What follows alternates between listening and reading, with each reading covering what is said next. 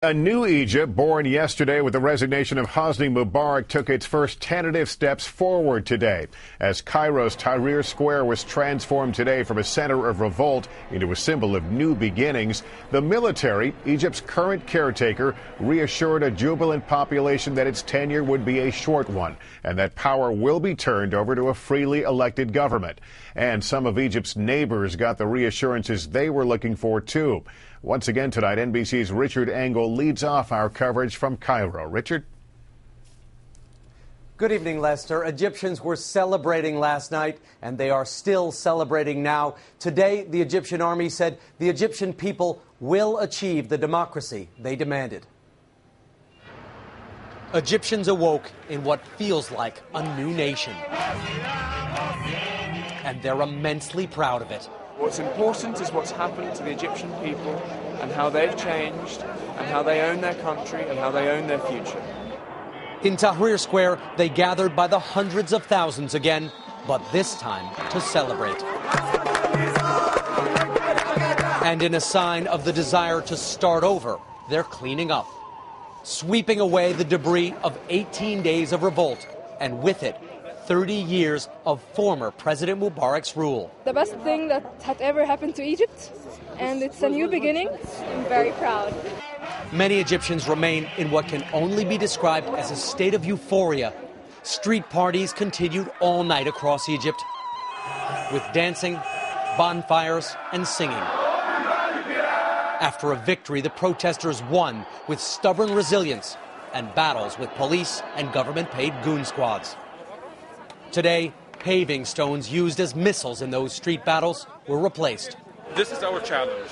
This is not easy. Rebuilding and keeping up the momentum is not easy. Barricades were lifted away. Metal shields protesters used to defend themselves were carried off.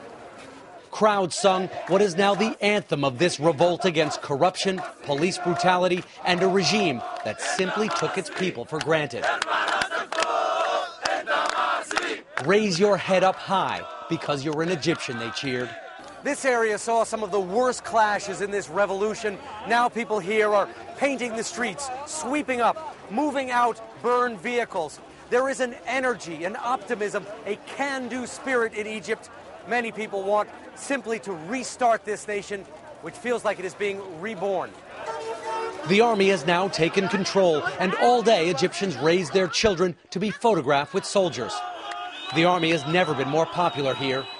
The army never fired on the people and ultimately broke with Mubarak and forced him to accept the demonstrators' demands. Today, the military addressed the people.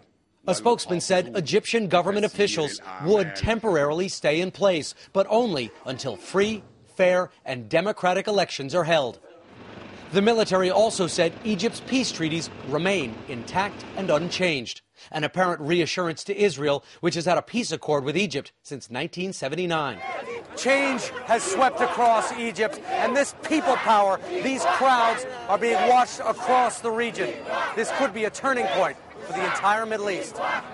Already, Egypt is changing its tone. State television, long considered Mubarak TV and hated by protesters for broadcasting propaganda, today shifted 180 degrees. It showed images of what it called the People's Revolt, glorifying the protesters' battles with the state, battles the television station previously described as riots. But this is now a new Egypt. Egyptians realize they are setting an example that is being watched across the Middle East, and Egyptians firmly believe this revolution that they have started will spread. Lester? All right, Richard, thank you.